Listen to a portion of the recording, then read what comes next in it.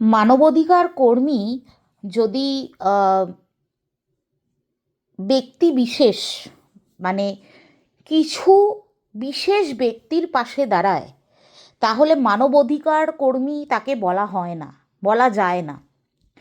আজকে যদি একজন মানবাধিকার কর্মী একজন নারীকে তার অধিকার বা তার সম্মান বা তার আহ, সমাজে আহ, তার রিপ্রেজেন্টেশন যদি উন্নত করার চেষ্টা করে বা তাকে সঠিক পথ দেখায়, সমাজে স্বীকৃতি দেওয়ার চেষ্টা করে, তাহলে আরেকজন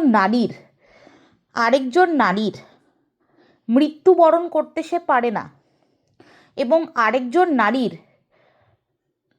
মা বাবা তুলে কথা বলতে সে পারে না, তাকে কুলসিত করতে সে পারে না, তাকে মিথ্যা বদনাম দিতে সে পারে না। এখানে যদি মানব অধিকার কর্মীর তকমা যদি নিজের গায়ে মানুষে নিয়ে কাজ করে, তাহলে সর্বসাধারণের জন্য একই চিন্তাভাবনা থাকা উচিত। কোনো ব্যক্তি বিশেষের জন্য একটা একটা কিছু নিয়ম আর আরেকজনের জন্য অন্য নিয়ম, সেটা কিন্তু হতে পারে না।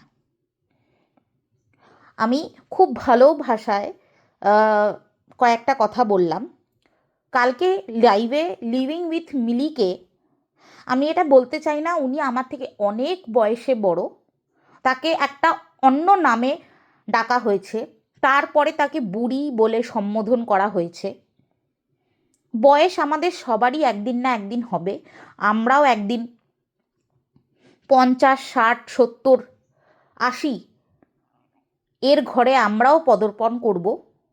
তাই ভুলে গেলে চলবে না যে বয়সটা কিন্তু টেম্পোরারি, বয়সটা কখনোই একই জায়গায় টিকে থাকবে না। বয়স হচ্ছে চলমান। তাই অন্য একজনকে বুড়ি বা তার মৃত্যু কামনা করে এবং আরেকটি মহিলাকে কন্টিনিউয়াসলি ডিফেম করতে করতে আরেকজন মহিলার ভালো চাওয়া যায় না, আরেকজন মহিলার অধিকার নিয়ে কথা বলা যায় না, আরেকজন মহিলাকে সমাজে স্বীকৃতি দেওয়া যায় না।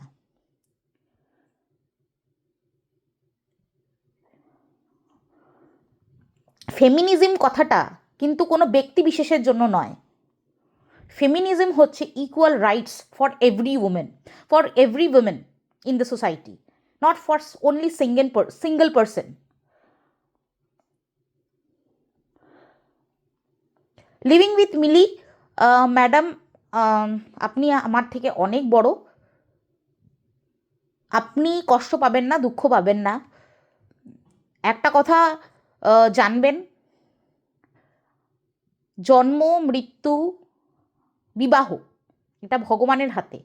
আপনার মৃত্যু কামনা করার কারোর সাধ্য নেই, কারোর সাহস নেই, এবং চাওয়ারও কারোর সাধ্য নেই, কারোর সাহস নেই।